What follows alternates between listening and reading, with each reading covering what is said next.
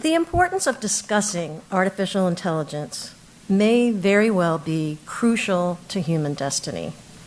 Trying to assess everything that could go wrong is not being alarmist. On the contrary, deep thinking, analysis, and advanced planning will allow us to think about what kind of future do we want, and ultimately enable us to create a future with AI that is positive for humans and machines. We're fortunate that these conversations are happening more now, and that two of the prescient thought leaders driving these conversations are our special guests tonight. First, we will hear from Erik Brynjolfsson, director of the MIT Initiative on the Digital Economy and author with Andrew McAfee of two best-selling books, The Second Machine Age and Machine Platform Crowd, Harnessing Our Digital Future.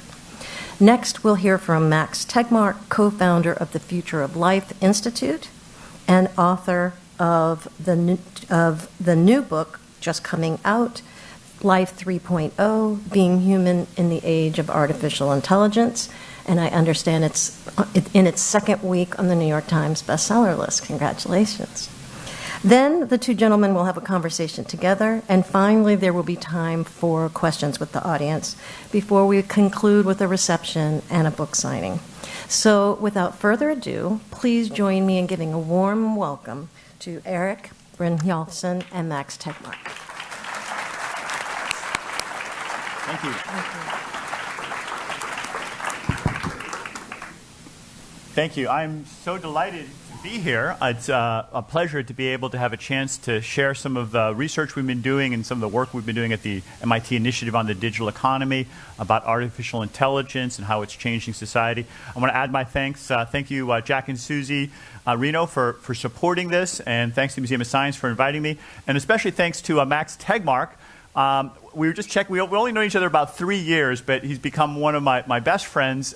He is, as I say in the back cover of his book, has an absolutely joyful mind, and it's when he said, let's do this, I jumped at the opportunity, mainly because it's just fun to talk to him. As you're going to find out in a little while, we're going to have a really fun conversation where we interact. And I'm also looking forward to hearing all of your questions and comments, because we'll open it up and everybody will participate in it.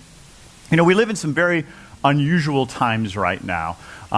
As you may have read and seen even, cars are beginning to drive themselves. People are walking down the street and they're talking to their phones, and they're not talking to another person. They're actually expecting the phone to understand what they're saying and talk back to them. You know, it's still a little bumpy. They're not really that good at it, but they're beginning to talk to us. And we're in this, I'd say, about a 10-year period where we're going from machines mostly not understanding us to machines understanding us pretty well. And that's kind of a unique time in human history, and we're all very lucky to be able to participate in that and to be part of it. It opens some amazing possibilities.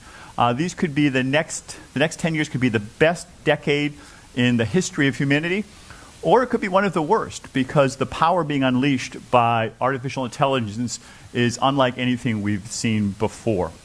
So let me first set this stage a little bit by just defining a little bit what we're talking about.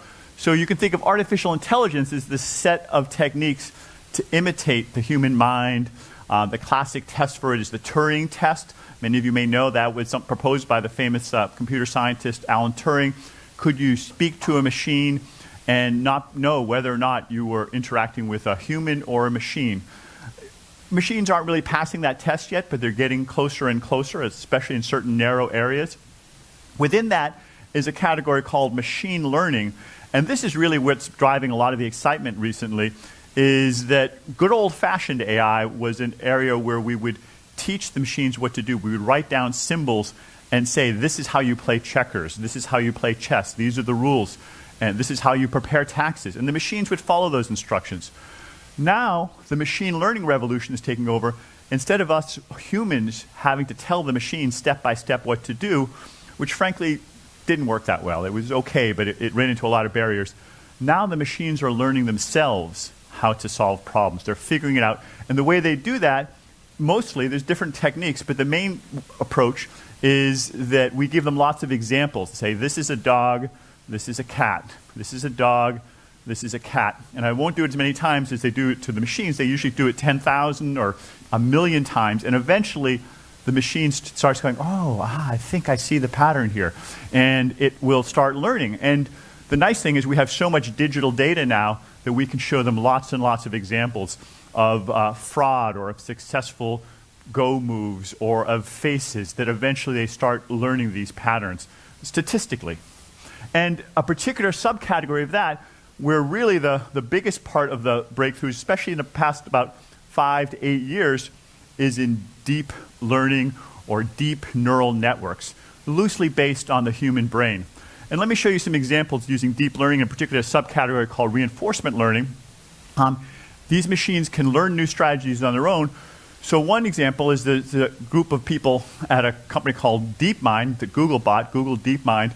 And what they did, it was on the cover of Nature, the science magazine, they gave this machine learning algorithm the pixels for Atari games. How many people here have ever played Space Invaders? Anybody? Yeah, okay. How about Breakout? You guys know the game of Breakout? So I'll show you the game of Breakout.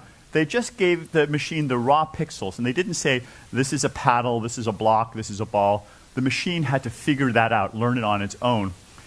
They gave it the raw pixels, they gave it a controller that can move it left or right, and they gave it a score and said, here's the score, look at the score.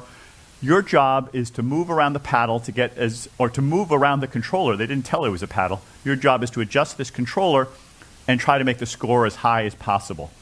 And so, at first, the machine wasn't all that good. It would sometimes get lucky and it would hit the ball.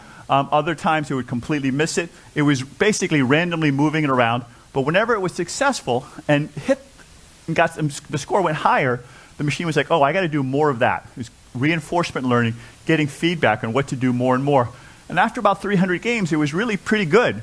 It was almost never missing, as good as a good teenager, and playing along there pretty successfully. They decided, let's just let it running for a while.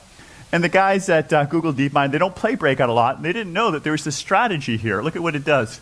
It figured out how to send the ball around behind, and they're like, whoa, we didn't know you could do that.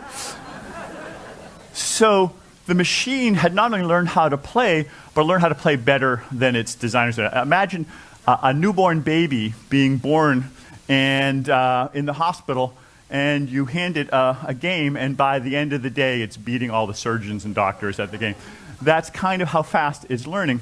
Now, that's sort of a cool little example, scientific progress. And by the way, this same technique worked for a whole set of Atari games. It did work on Space Invaders, and it worked eventually on Pac-Man and other games. It didn't work on all of them, but once it had this quick feedback loop where if you did something, the score would change quickly, it was able to learn those on its own pretty quickly with no control programming. Now, you can use these same techniques for other things, though, not just games. You could think of a data center where Google has all their computers running as a big video game. There's all this data coming in and temperatures, and the score is try to make it as efficient as possible. Let's lower the cooling bill as much as possible. And your controller is you can adjust the little valves. You can move them left and right. Now, they had a bunch of smart PhDs working on optimizing this, so they thought they pretty much had it running as efficiently as possible.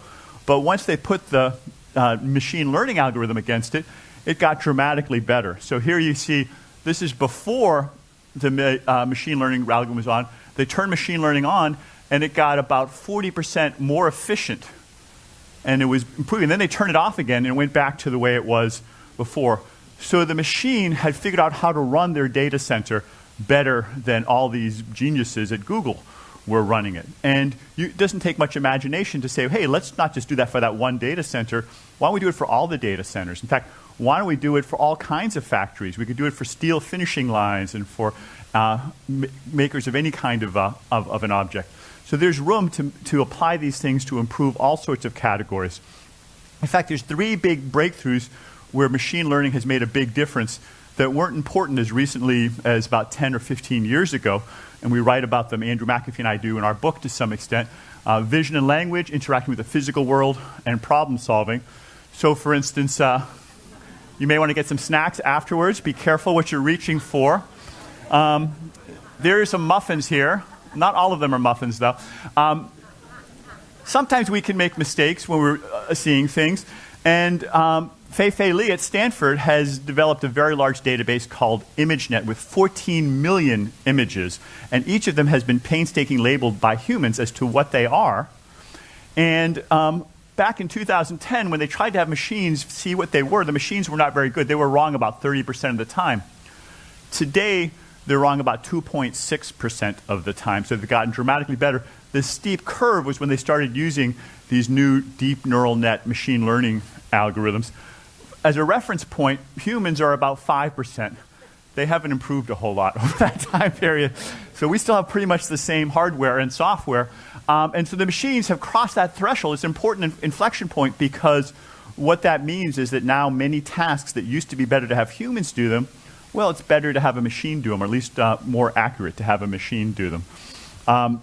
And that shows up in a number of areas. For instance, you can use them to help diagnose diseases. You use that same kind of an algorithm, and you can show it examples of patients that don't have cancer and patients that do have cancer, and the machine starts figuring out as well or better than a human pathologist. There was a paper just published by Sebastian Threu and Company looking at skin cancer, and it did better than the human. So this is just happening this past few months, past few years. I mentioned voice recognition. You can see the progress there, 8.5% error rate to 4.9% error rate. That is just in the past year. That's not like over the past 10 years. That's just the past year since July of 2016. Still, humans are about 5% error rate too, so it's sort of in that ballpark right now, not quite better than humans. And that is opening up a lot of economic possibilities.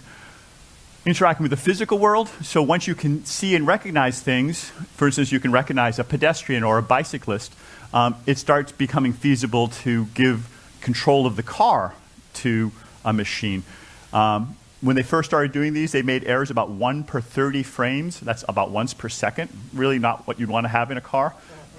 Now it's once per 30 million frames. So that's years it could go without making a mistake. Again, better than human. And so very soon we'll see more and more of these in the road.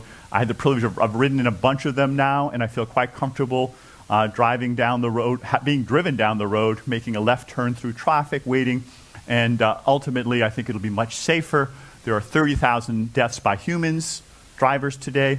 We could drop that by 90 or 99% when machines, probably not 100%, so we'll have to face some ethical issues when machine drivers still make mistakes, but it'll be dramatically safer than what we have today. And they're beginning to work in factories. Rod Brooks, who used to be at the Computer Science and AI Lab, or run the AI Lab at MIT, now has a company over in Boston called Rethink Robotics. Baxter works for about $4 an hour doing simple tasks. You don't have to do any computer programming. You show Baxter what you want it to do, pick this up, put it in the box, and after a couple of examples, it says, oh, I get what you want to do. And it does that task. And of course, Baxter can work 7 days a week, 24 hours a day. I was just on Thursday watching another robot a little bit like this, sorting things, different kinds of soft objects like clothing, faster than humans did. And that will replace a great deal of work in those areas. And last but not least, all sorts of problem solving. Medical diagnosis I already showed. In the legal area, I was talking to the guys at JP Morgan down in New York, and they see a lot of relatively routine legal work. What do they say here? 360,000 hours worth of legal work. So what does this mean for the economy? Let me briefly touch on that before I hand it over to Max. First off, there's good news, but there's also some big challenges. It makes the pie bigger, but there's no law, there's no economic guarantee that everyone's going to benefit. It's possible for some people to get none of the share or even to be made worse off than they were before. And sadly, that's part of what's been happening the past decade. And I think it could get a lot worse if we're not careful. Productivity has continued to grow, and GDP is actually at a new all-time high. But the median family income is lower now than it was in the 1990s. Good news is actually they just had reports out for 2016 in the last year. There was an uptick over 3% in last year. And depending on how you do the adjustments, it may have matched the previous high. Although if you normalize it, it's still lower than the previous high back in 1997. So we're sort of roughly flat during that period. Now, median, how can median be so much lower than the per person? And that's because median, you guys at the Museum of Science here, is the 50th percentile. It's not the average. It's a person right in the middle. Half the people are higher and half the people are lower. So the median can stay flat if you have a whole bunch of wealth going to the top 1% or the top 1/10 of 1%. And that's basically what's happened as computers have kicked in. There's been biased technical change. And you've heard about the 1%. The 1% have their own 1%, the 0.01% up here. And the share of income going to them is at a new record high. The only time it was close was back right before the Great Depression, if that's any consolation. So we are having an economic challenge of a pie getting bigger, wondrous things happening, but the distribution is becoming more and more skewed. And there are many reasons for that. Part of it has to do with tax policy, part of it has to do with international trade, but most economists, including me, see the way that technology is being used as the number one driver of that. Now, that's not inevitable. Ultimately, we have an opportunity to rethink how we organize our economy. If the pie is getting bigger, if we're creating more wealth, that means it's theory for everyone to get richer at the same time. We can make the rich richer, the middle class richer, the poor richer. We can all be better off at the same time. That mathematically adds up, but there's some choices we're going to have to make as a society of what we want to do in terms of taking advantage of some of this bounty. Business as usual is not going to solve the problem. We're doing a number of things at MIT to try to address it. We're trying to understand the drivers of this, do some research on it. We've also organized something called the Inclusive Innovation Challenge, and I invite you to another event if you don't get tired out by this one. On October 12th at Boston City Hall Plaza, the governor, Eric Schmidt, a whole bunch of other people are going to be coming to talk about how we can use technology to create shared prosperity for the many and not just for the few. So with that, let me leave you with the closing thought that these technologies are certainly wondrous, but they give us all sorts of opportunities. They can be used for good, they can be used to create vast wealth, but they don't automatically lead to a distribution that makes everyone else better off. So it's very important. I'm glad you guys are all here because it's very important for all of us to think hard about what we can do to change the kind of society we have towards a better one and what we want to do to use these technologies for broadly shared prosperity. So thanks very much. With that, let me turn it over to Max Tegmark.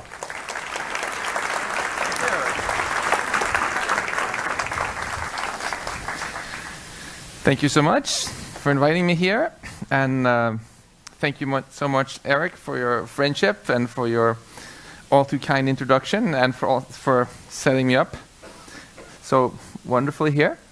Let's see if the technology cooperates while I switch over to this. So I'm going to continue a little bit further forward in time and talk about what will happen if AI keeps getting even smarter, what it will be like being human in the age of AI and what it should be like. So let's first go far back, though, and look at the big picture. So 13.8 billion years ago, I have to start here since I'm ultimately a physicist.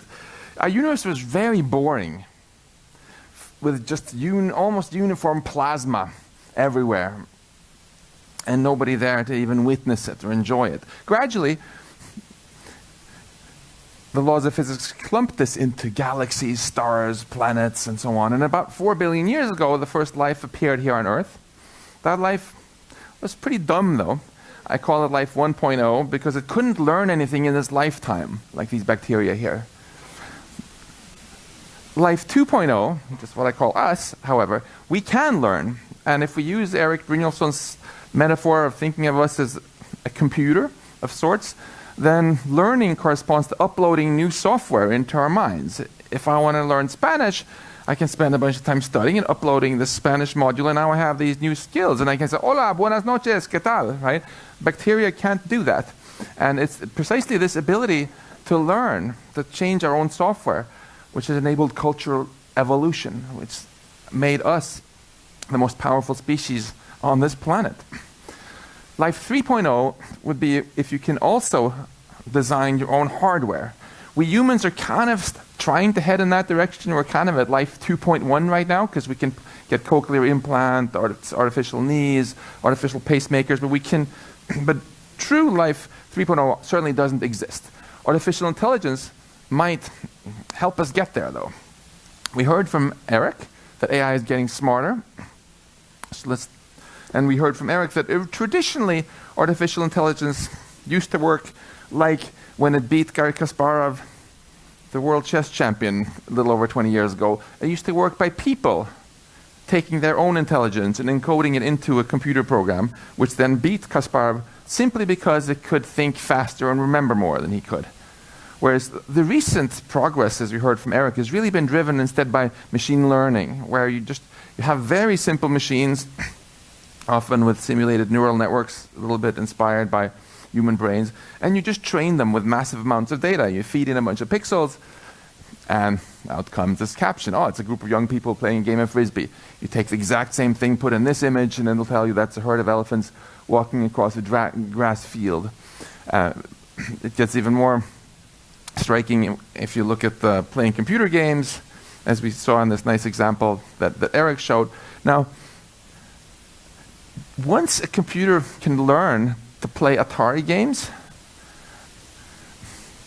that already tells you that there's a lot of room for growth there, because you can also start to think, if you're a robot, for example, of life itself as a game where you get rewarded for certain things and just try to learn. And in fact, the same company, Google DeepMind, that did this, just came out with the following result, where they trained little toy robots to see if they could learn to walk. They just gave them points whenever they were able to move forward. But this software had never seen a video of somebody walking. They didn't know anything about the concept of walking.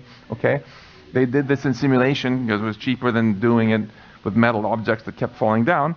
But the idea is the same, and this is what happened. Nobody taught it to do this. It learned by itself.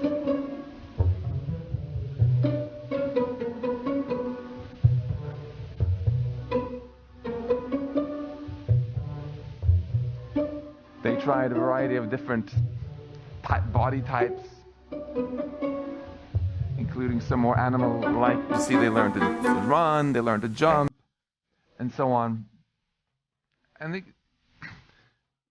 anything almost can, in life, where you have a goal, can be thought of as a bit of a game, whether it's playing the stock market or playing a sport. So where is this all taking us? I like to think of all intellectual tasks as forming a landscape like this, where the height is how hard it is for machines to do, and the ocean level being how good machines are at doing it at present. So our human chess playing skills have long since been submerged by machines. Our ability to multiply numbers fast even longer ago with pocket calculators and so on. And of course, the worst kind of career advice to give to our kids is to encourage them to do jobs right on the boundary here, which are just about to get submerged. But the sea level is rising in this metaphorical landscape because machines keep getting better. And it's fascinating to wonder what's going to happen. Some people think machines will never be able to do all the things we do, but a lot of world-leading computer scientists think that, in fact, machines will eventually be able to do everything we can do, maybe in 30 years or so, submerging even the highest peaks here. And then what? We have very interesting choices to make here. And I feel that these are choices we should make deliberately after thinking a lot about them. So in that spirit, I founded with a bunch of colleagues, actually Maya and Lucas, do you want to stand up? The two of the co-founders of the Future of Life Institute are here. And Eric Brynjolfsson is also someone we're very happy to have on our board here. The idea of our organization is simply to help create the best possible future with technology by thinking hard in advance of what we need to do to get things right. I'm optimistic that we can create a wonderful future with technology as long as we win this race between the growing power of the technology and the growing wisdom with which we manage the technology. But in order to win this race, we need to change strategies, I feel. In the past, we always stayed ahead in this wisdom race by learning from mistakes. We invented fire, screwed up a bunch of times, and then we invented the fire extinguisher. We invented the car, messed up a bunch of times, invented the seatbelt and the airbag, and all in all, that was a good strategy. But as technology gets more and more powerful, eventually we reach a threshold where the technology is so powerful that you no longer want to learn from mistakes. You instead want to plan ahead and get things right the first time, because it might be the only time you have. I would argue that nuclear weapons is already in that category, where we don't want to learn from mistakes and have an accidental nuclear war and be like, oopsie, maybe we should have handled that better. And superhuman intelligence is certainly in that category also. So we need to shift from being reactive to being proactive. Some people call that being an alarmist scaremonger. I call it safety engineering. When NASA very systematically thought through everything that could possibly go wrong with the first mission to the moon, they weren't being scaremongers. Precisely what they did there is what ultimately led to the success of the mission. They thought through all the things that could have gone wrong and made sure they didn't. So what is my suggestion for what we should do?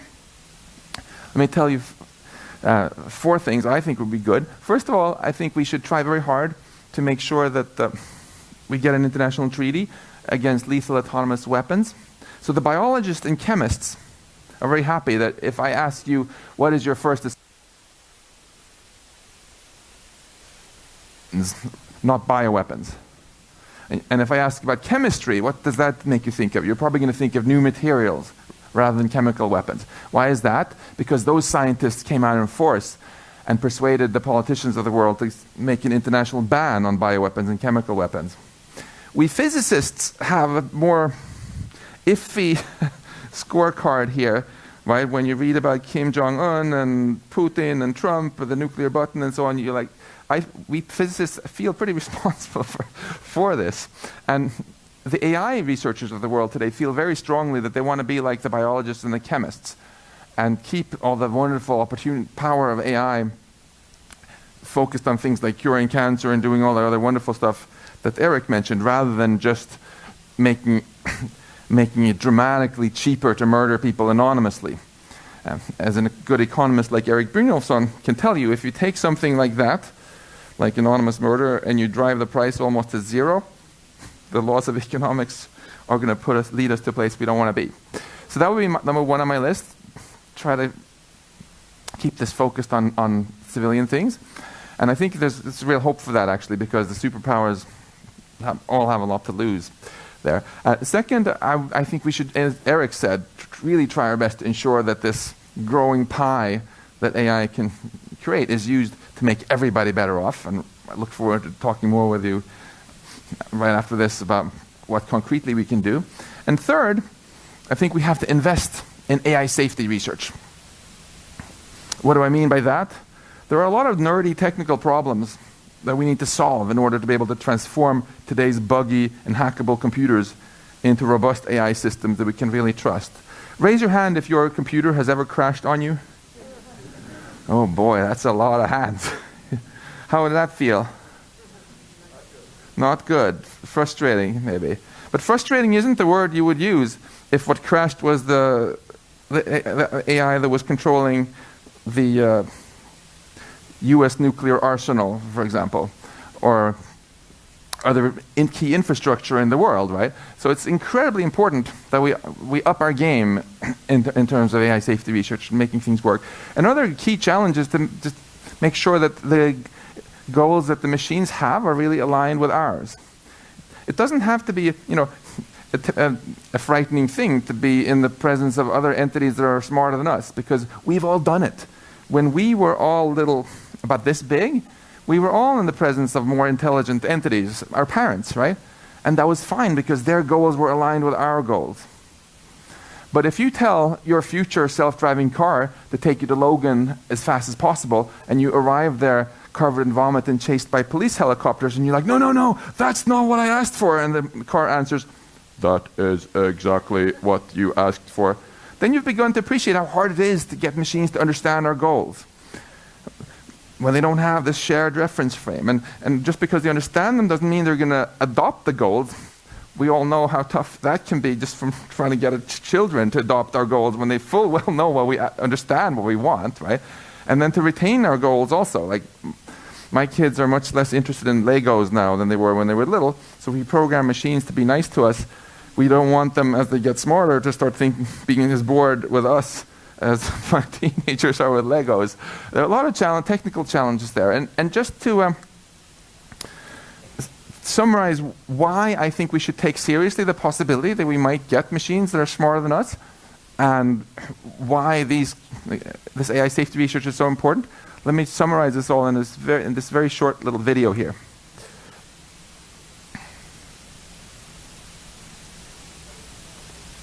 Will artificial intelligence ever replace humans? Is a hotly debated question these days. Some people claim computers will eventually gain superintelligence, be able to outperform humans on any task, and destroy humanity. Other people say, don't worry, AI will just be another tool we can use and control like our current computers. So we've got physicist and AI researcher Max Tegmark back again to share with us the collective takeaways from the recent Asilomar conference on the future of AI that he helped organize. And he's going to help separate AI myths from AI facts. Hello. First off, Max, machines, including computers, have long been better than us at many tasks like arithmetic or weaving, but those are often repetitive and mechanical operations. So why shouldn't I believe that there are some things that are simply impossible for machines to do as well as people? Say, making minute physics videos or consoling a friend. Well, we've traditionally thought of intelligence as something mysterious that can only exist in biological organisms, especially humans. But from the perspective of modern physical science, intelligence is simply a particular kind of information processing and reacting, performed by particular arrangements of elementary particles moving around, and there's no law of physics that says it's impossible to do that kind of information processing better than humans already do. It's not a stretch to say that earthworms process information better than rocks and humans better than earthworms, and in many areas machines are already better than humans. This suggests that we've likely only seen the tip of the intelligence iceberg, and that we're on track to unlock the full intelligence that's latent in nature and use it to help humanity flourish, or flounder. So how do we keep ourselves on the right side of the flourish or flounder balance? What, if anything, should we really be concerned about with superintelligent AI? Here's what has many top AI researchers concerned. Not machines or computers turning evil, but something more subtle. Superintelligence that simply doesn't share our goals. If a heat-seeking missile is homing in on you, you probably wouldn't think, no need to worry, it's not evil, it's just following its programming. No, what matters to you is what the heat-seeking missile does, and how well it does it. Not what it's feeling or whether it has feelings at all. The real worry isn't malevolence, but competence. Superintelligent AI is by definition very good at attaining its goals, so the most important thing for us to do is to ensure that its goals are aligned with ours. As an analogy, humans are more intelligent and competent than ants, and if we want to build a hydroelectric dam where there happens to be an anthill, there may be no malevolence involved, but, well, too bad for the ants. Cats and dogs, on the other hand, have done a great job of aligning their goals with the goals of humans. I mean, even though I'm a physicist, I can't help think kittens are the cutest particle arrangements in our universe. If we build superintelligence, we'd be better off in the position of cats and dogs than ants. Or better yet, we'll figure out how to ensure that AI adopts our goals rather than the other way around. And when exactly is superintelligence going to arrive? When do we need to start panicking? First of all, Henry, superintelligence doesn't have to be something negative. In fact, if we get it right, AI might become the best thing ever to happen to humanity. Everything I love about civilization is the product of intelligence. So if AI amplifies our collective intelligence enough to solve today's and tomorrow's greatest problems, humanity might flourish like never before. Second, most AI researchers think superintelligence is at least decades away, but the research needed to ensure that it remains beneficial to humanity rather than harmful might also take decades. So we need to start right away. For example, we'll need to figure out how to ensure machines learn the collective goals of humanity, adopt these goals for themselves, and retain the goals as they get ever smarter. And what about when our goals disagree? Should we vote on what the machine's goals should be? Should we do whatever the president wants? Whatever the creator of the superintelligence wants? Let the AI decide? In a very real way, the question of how to live with superintelligence is a question of what sort of future we want to create for humanity, which obviously shouldn't just be left to AI researchers, as caring and socially skilled as we are. Thanks, Max. So how do I get involved to make sure we don't end up living in a superintelligence-powered dictatorship? At the future?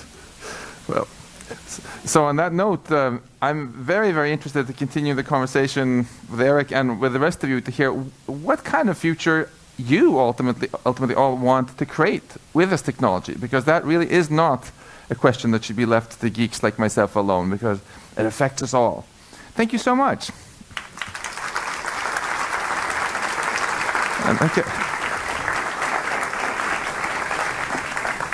So Max and I are going to start the conversation, and then after, I don't know, 30 minutes or so, we'll ask all of you to join in. But let me just pick up. So that pen there was asking you a question. When do you think AGI is going, or artificial general intelligence is going to be here? And you kind of dodged the question because I know that scientists hate to make predictions about the future, but audiences love it. So I'm going to push you a little bit harder. And I know, I was at some of these, both these conferences, and we did some polls of it. So you can be a little more precise about what are some of the people at those conferences saying when we might have machines that are sort of roughly as intelligent. Well, first maybe you should define what AGI is. I'm not sure we did that. Yeah. And then what did the other experts say? Where do you put yourself on that spectrum? Great. So first of all, what do we mean by intelligence? Different people actually quibble a lot about this. So what I mean is simply how good the machine or the thing is at accomplishing its goals. We have machines today that have very narrow intelligence, that are better than all of us at multiplying numbers fast, etc. But artificial general intelligence, that's intelligence which is as broad as ours, that can get good at any goal. So we asked a bunch of leading AI researchers, by when did they think that machines would be able to actually outdo us at all goals? And the answer is very interesting. First of all, there was a violent disagreement. Yeah, that's important. Yeah, which means we really don't know. So if somebody tells you for sure it's going to happen real soon, they're exaggerating, because there are very, very smart AI researchers who think it won't happen for at least 100 years. But if someone tells you for sure it's never going to happen, or for sure it's not going to happen in a lifetime, they're exaggerating too, because we had a lot of really top AI researchers who said they think it's going to happen maybe 2040, 2050, including, and this group of optimists who think that they're going to get there relatively soon include the Google DeepMind leaders, for example, whose work we showcased here. So my own feeling is... I think the average was about 2055, but there were two. 2055 was one conference, the other one was 2047. Just yeah, so not to be overly precise about that. 2 years later, they thought it was going to come 8 years sooner, so because the progress was so quick. So in a matter of decades, I think is a perfectly reasonable guess. And we put a lot of thought into what's going to happen in decades when we plan for our retirement and things like that. So even if we're not sure that it is going to happen. The example I heard that was sort of compelling was, what if someone told you an alien intelligence is going to land on planet Earth in the year 2055? And then that would kind of wake us up. And in some ways, this is an alien intelligence, a non-human intelligence. Yeah, except we're better off here, because if it's just some spaceship that arrives from the Vega system, we're just going to figure it doesn't matter what we do, because their technology is probably so far beyond us. But this is different, because we're creating this stuff ourselves. We get the opportunity, if we're careful, to decide what sort of intelligence is going to be, what sort of goals it's going to have. And I think this is an incredible opportunity we should seize and not squander. Well, you convinced one really important person at that, and that was the very charismatic and very successful Elon Musk, who came by, and he found this to be a really important challenge. He famously spoke at MIT and said, we are summoning the demon, and that never goes well, or it doesn't always go well, at least. And tell us the story. It's a really fascinating story in the book, so you have to read the book to get the full details of it. But tell us the story about how you got Elon to make a donation. I won't give away what all he did, but it was kind of interesting. Yeah, it was a fascinating story. Not too long ago, I could never even have dreamt of that I would be like doing a project together with Elon Musk. But I started to realize that he was thinking very seriously about this. And since we were planning to do this Tegmark conference, or the Puerto Rico conference before, where we wanted to bring AI researchers into this conversation, I reached out to him and asked if you'd be interested in a phone call. And it became very clear very quickly that not only did he really care about this, but he really gets it. I feel he's much maligned in the media that love to portray him as some sort of doomsayer, scaremonger. And I feel nothing could be farther from truth. I mean, you know him too. He's he has this incredible optimism in the potential of humankind. That's why he's actually spending his energy and his money on things that a lot of other people think are impossible, like spreading life beyond our planet, or making cars all electric and having solar panels throughout the world, and so it's very natural that for someone who really thinks a lot about the longer term future,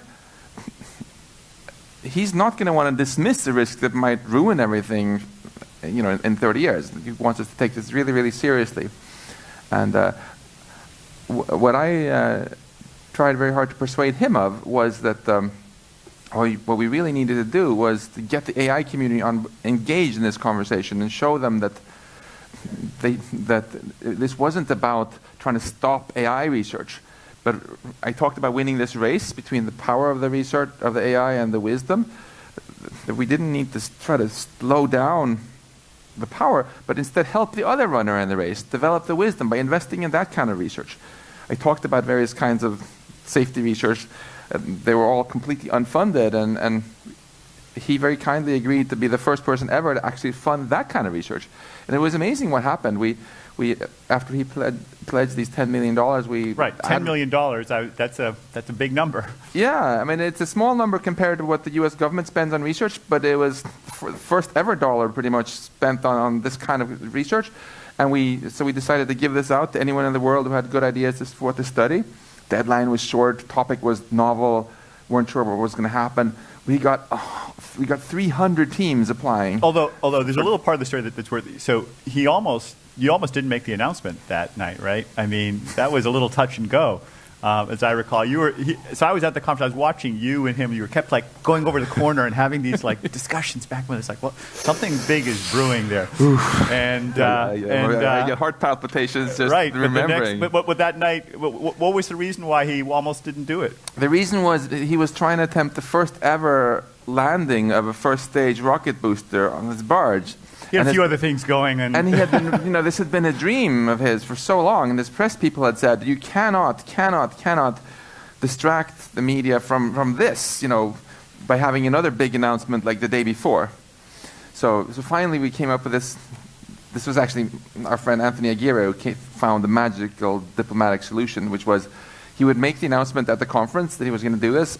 But nobody else we weren't allowed to tell the world until after the rocket had landed and a few days had passed. He swore us all to secrecy, and just to make sure that we kept our secret, he didn't tell us the number, so there was nothing really. Exactly. Because that number really is the headline, right? Right. Yeah. But this actually, I feel very happy in hindsight how this helped, because it really transformed the way that our AI research friends think about this. Now whenever they go to a conference, they see their colleagues working on AI safety research also and feel, oh, this is cool.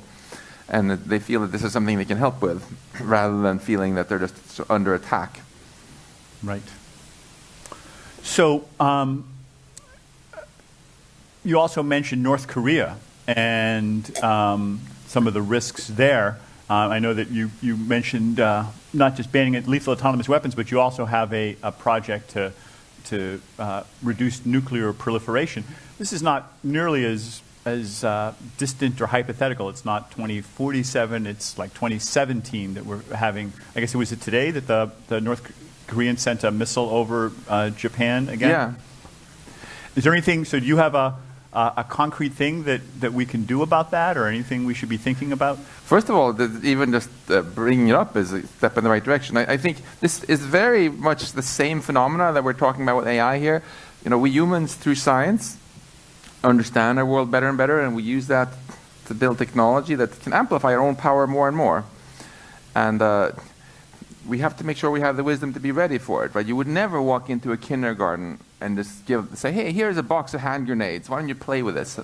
But sometimes when I listen to statements from Kim Jong-un and I read tweets by a certain person, I feel that's exactly what we physicists have done by saying, hey, take this little box of 4,000 nukes, and play with them.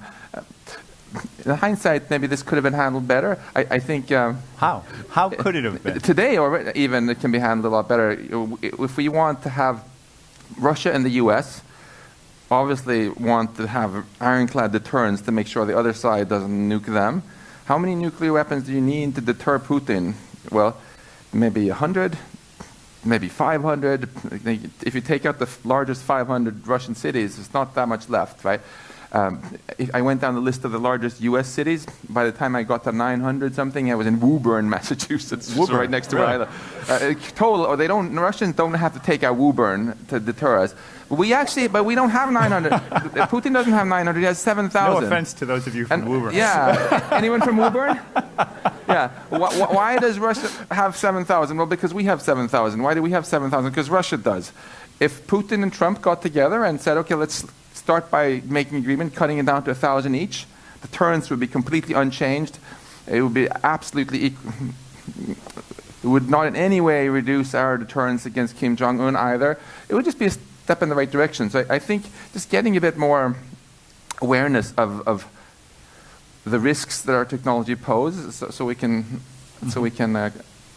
right. mitigate them is good. Are just getting. Yeah. I mean, as physicists and technologists and Elon Musk and all of you keep inventing more and more powerful technologies. It's like, with a stone or a spear, you can hurt a few people. With a gun or a machine gun or a grenade, you can hurt a few more. A nuclear bomb can kill millions of people. But now the next wave may be literally existential. I mean, one of the things we talk about, the future is that there are technologies, not just AI, but biological and others that are like not giving a hand grenade, but giving a little red button that says, we'll destroy humanity. Please do not push.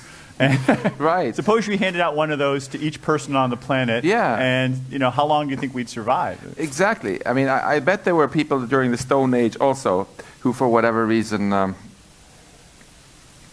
thought it was a good idea to kill a bunch of other people during the Stone Age. But how many people can you take out with a rock in the club in the middle of the night, right? Not so many. Now that we're amplifying the power of everybody, we have to really, as a society, get together and make sure that this kind of stuff, especially lethal autonomous AI-based weapons, right, don't fall into everybody's hands. And I think that this is why we really should make sure we don't get into an military arms race with AI weapons, because whereas nuclear weapons are at least fortunately very expensive to build, these things, we're just going to cost $200 or something. Don't cost much more than an Amazon delivery drone, except it's delivering something else. And if anyone can just program or it could be cyber, right? Yeah, or even physical things. If someone can just put in the address and the photo of their ex-girlfriend that they're upset about, and that's a horrible situation we just don't want to be in. And I think the superpowers are beginning to realize that mass producing this technology is mainly going to help terrorists and non-state actors and weaken China and Russia and the US. So that's why I'm hoping they can clamp down on this. It's in their interest. So I saw your 5-minute warning there, and I want to make sure before we turn it over to you and the audience that we get back to a higher note and not into these downer topics like weapons. So I would like to ask you, Eric, you spoke very optimistically about how AI has the possibility to really greatly grow the pie. Right. And then you said, though, that there is and I've heard you say before, shame on us if we can't make sure that everybody gets better off as a result. I'd like to push you a little bit on this and ask more specifically, how would you like to see this happen? Because I know in this country there are a lot of people who are absolutely against any kind of wealth redistribution. So, I think it's worth thinking about sort of the shorter term and the longer term. And my longer term isn't as long as your long term. So I'm thinking, maybe, the next 5 to 10 years versus, 20, 30 years. In the short run, there's so many things that only humans can do. There's no shortage of work that only humans can do. Most things only humans can do. Wondrous as those examples that Max and I both gave. So we need to think about, okay, how can we, as some of the old jobs get automated, how do we get people able to do some of the new jobs? And there's 3 broad things you can do there. The first one that most economists love is education, and I do too. And there's helping people learn new skills, but it's not just spending more on it. It's more a matter of reinventing it. The kinds of things that machines are bad at are creativity, emotional intelligence, and these are things teamwork, leadership, motivating people. These are things we don't teach in schools very well. If anything, a lot of schools seem to be almost designed to stamp creativity out of kids and adults. And so we want to reinvent how we do school. And it's going to have to be more of a lifelong thing where people just continuously learn new kinds of things. Technology can help, MOOCs, but it's not mainly just throwing technology at it either. It's more this conceptual change of let's memorizing facts, sitting in rows and learning to follow instructions, which is what machines are very good at, and more, how can we play and discover? MIT, we do more and more of what we call action learning, where people are involved in projects and figure out how to solve them. So that would be one part of it. Another leg is actually more entrepreneurship. You may be surprised to learn that if you look at entrepreneurship and innovation and job training in the United States, it's actually gone down. Everyone thinks it's gone up. Technology is advanced, and there's certainly wondrous things happening in Silicon Valley, and we talked about some entrepreneurs. But overall, there's actually been less new business formation, less new jobs created, less new companies started. And that makes it difficult to invent the new jobs and tasks that are there to replace the old one. It's always a losing strategy to try to freeze the old economy in place. The successful strategy has always been that as technology automates old things, like it did with agriculture and many other things, Right. we didn't just say, oh, let's see if we can hang on to those jobs. We, and by we I mean other people, entrepreneurs, invented lots of new goods and services. And that's the genius of capitalism. Joseph Schumpeter called it creative destruction. Mm-hmm. And we got to do more to encourage that and make it easier for people to invent those new jobs. There's been more and more regulations and barriers. Here in Boston, there was a law passed that a special tax on Uber, that they took the money to give it to taxi drivers to try to slow down that transition. I was just in Toronto, and they just banned Uber altogether. Those are just small examples of people feeling uncomfortable with change. Right. And then thirdly, the thing you mentioned is redistribution. We have a tax system right now that has actually shifted more money towards richer people over the past 20, 30 years, even though it's a chart I showed you, most of the wealth, most of the income in the past 20 years has gone to that top 1%. So both the technology and the tax system are conspiring to exacerbate inequality. It doesn't have to be that way. That's completely a social choice. Back in the 50s and 60s, when we had pretty good growth, marginal tax rates went as high as 90%. I wouldn't recommend that, but certainly there's it's really a values decision of how we want to balance things. And in other countries, like Sweden, where you were born, they've been very successful in Norway in particular, in investing in health, in education, in infrastructure, in childcare, and people having long vacations. So it's not necessarily giving people money, but it's sort of making life a little bit more pleasant, a little less hard-edged, and those are three things we can do to soften the blow. And let me just say, in the long run, we will eventually. I share your optimism that machines ultimately will be able to do just about everything that humans can do and do all the work that we do. And a lot of people say, "Oh my God, the machines are going to take all of the jobs." And my reaction that you mentioned is shame on us if we turn that into a bad thing. We're talking about a world with vast wealth and no need to work, and people say that's a bad thing. That should be a great thing, that we are just able to spend our time, having discussions at the Museum of Science and playing and doing sports and doing all sorts of other things. The problem is the income distribution, and that's a social choice. That has nothing to do with the technology. But just to push you a little more on this, so that I agree with all of the things you said. They seem like great things to do, and I also agree that if we can have a lifelong vacation in digital Athens, digital like Athens, right? That could be great. I mean, of course, we have to think about creating a society where people also feel meaning and purpose. But I know a lot of people who have never worked a day in their life and feel plenty of meaning and purpose. Hi there, all children and teenagers. Yeah, right. And so I agree with you. It's certainly doable, but will we be able to actually do it? So I wanted to ask you, do you think, though, that we will actually be able to do this? And now the latest tax reform that's being discussed in this country, it seems like it's again just going in the opposite direction. Right. Well, I think one of the reasons that I'm happy we're having this discussion is that it's not a matter of us making predictions. And you said this in your talk too. It's a matter of us making choices, because this is totally up to us to decide. And the way it works in a democracy, more or less, is that there's no dictator or king or anything to decide.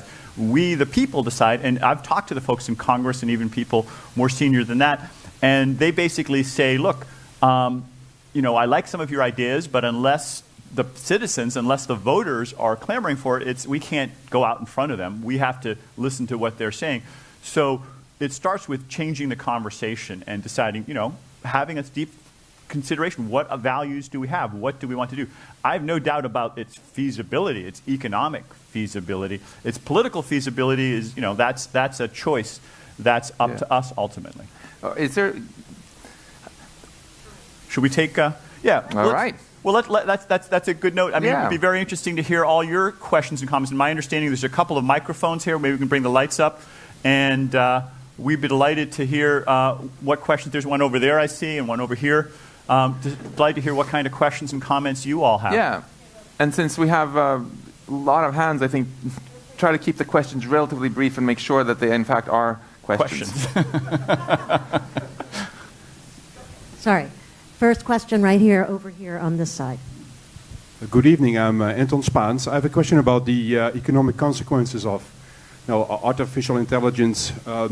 Basically, machines take over our jobs. Right. So right now, the economic consequences of that a lot of people will be out of a job. Hundreds of thousands of taxi drivers, millions of truck drivers, and so on and so on. Right. You say it's a political choice, but nobody except maybe us here and some other spots are talking about it, but on television you don't hear that, or in the public media you don't hear those difficult choices. You hear some rumblings about basic income to solve it, maybe some ownership in the data that we give up. What are your ideas of forwarding that whole thing in society, that people actually start talking about that? Yeah, well, this is a huge issue, and I think part of the political dysfunction and anger we have in the economy, not all of it, but part of it, I think, is driven by this economic trends. Median income, as I mentioned, is basically stagnant, so half the people have gotten worse off even as the economy is growing. So I don't blame people for being angry. I mean, you'd be surprised if they weren't angry, because they see that things aren't getting better for them. And so we absolutely have to address it, and I'm quite convinced that over the next decade, the underlying forces are going to get stronger and stronger. So hundreds of thousands, millions, tens of millions of people are going to lose their jobs. I have no doubt about it. The question is whether there'll be tens of millions of new jobs that come in place, and that is not automatic. So far, actually, we've done a okay job at doing it, of creating those new jobs. They're not as good jobs, and part of that depends on, 'cause just to be clear, employment is basically higher now than it used to be. Unemployment is not super high. The issue really is more around wages than unemployment. So wages are stagnating, even though the total number of people working isn't suffering as much.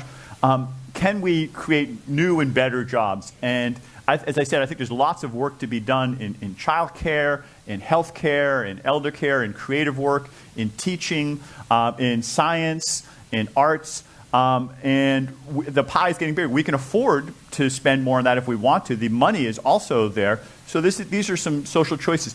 The other thing is we can enlist the private sector more. I mentioned the Inclusive Innovation Challenge, and there's over 300 companies and organizations that entered, and we're going to announce the winners of some companies that are doing some very creative things to create jobs. But the government can help support that. We just get a little bit nerdy here about it. There's something called the Earned Income Tax Credit. Ro Khanna out in Silicon Valley has proposed to radically expand it.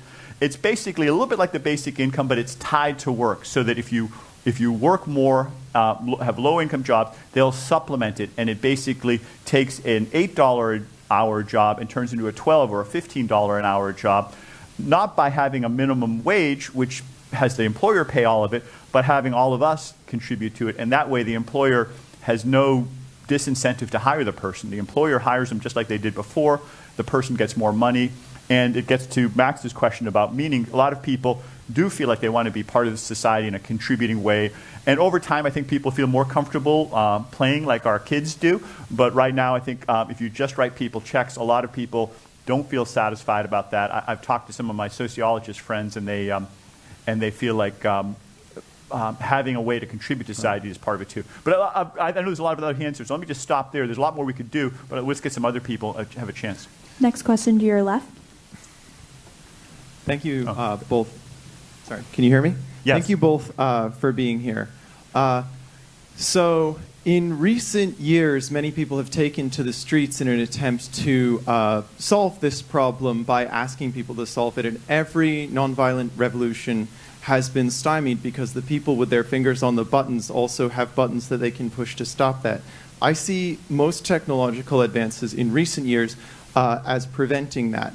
What do you two see as the most seamless, least violent way to overthrow the hierarchical, self-reinforcing nature of the collection of power amongst only a few individuals? Can we use artificial intelligence and the technologies you're talking about for that?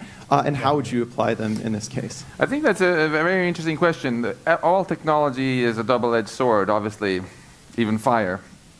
And these modern and swords. That's right. You use them to chop down little trees and things.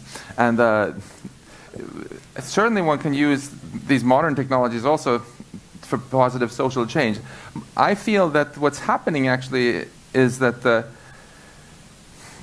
anger that's being felt by more and more people who see their lives getting materially worse, even though the pie is growing, is very, very real.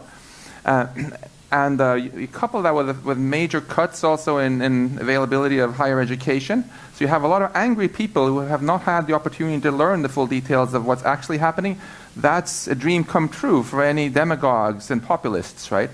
And I think what we've been seeing here in a number of recent elections is that people are just very hungry for change, and they're just going to vote for whoever promises the most change. Barack Obama's slogan was change.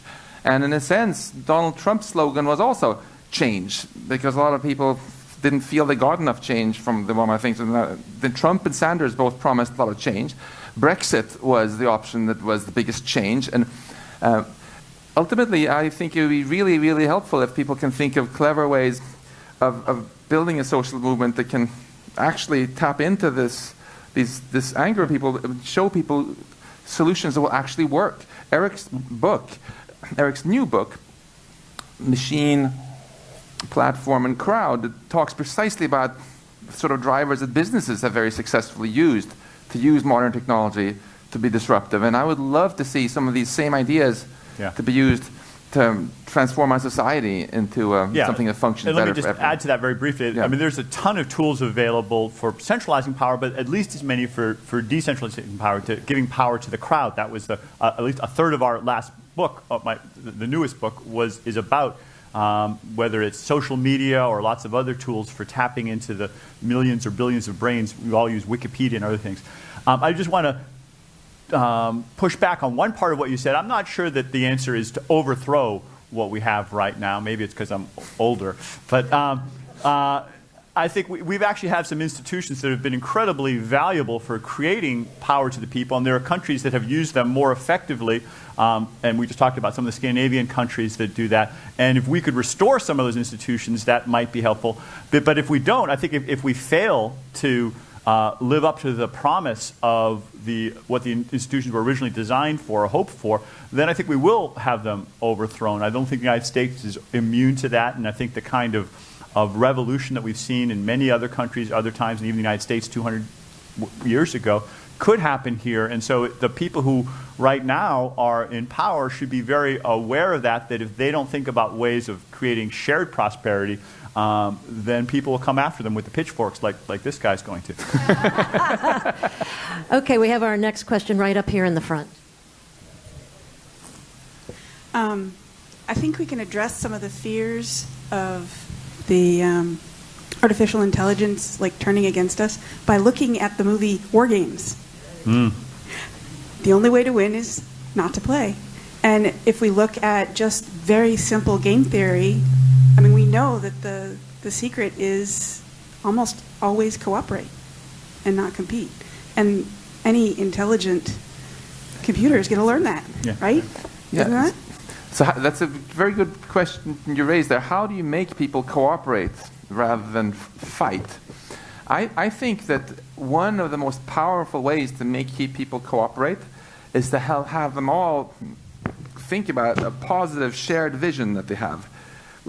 Why do people agree to give up a lot of freedom to get married, for example? Because they think about all the cool things that marriage will enable, right?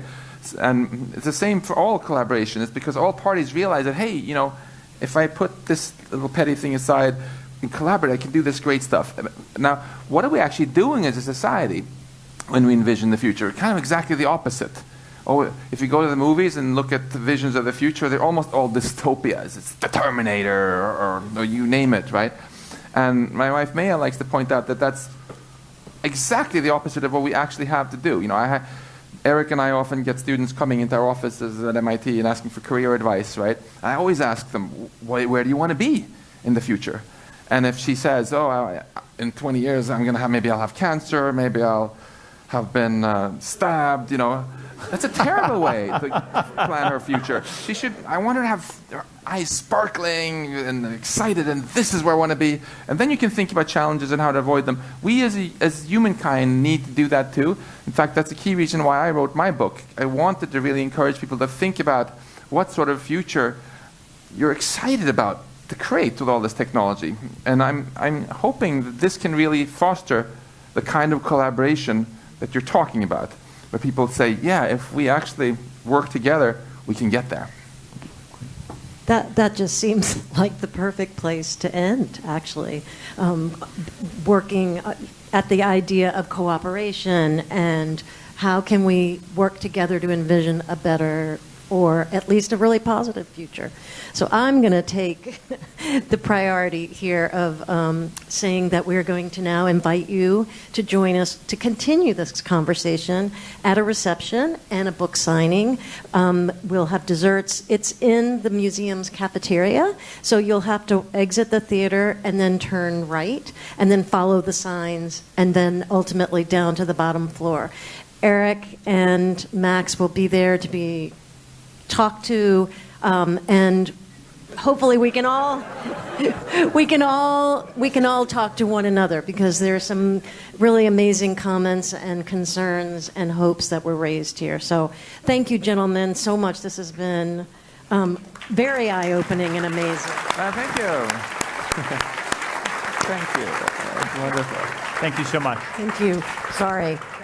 Thank you. All right. That was really fun. Perfect. Lots of fun.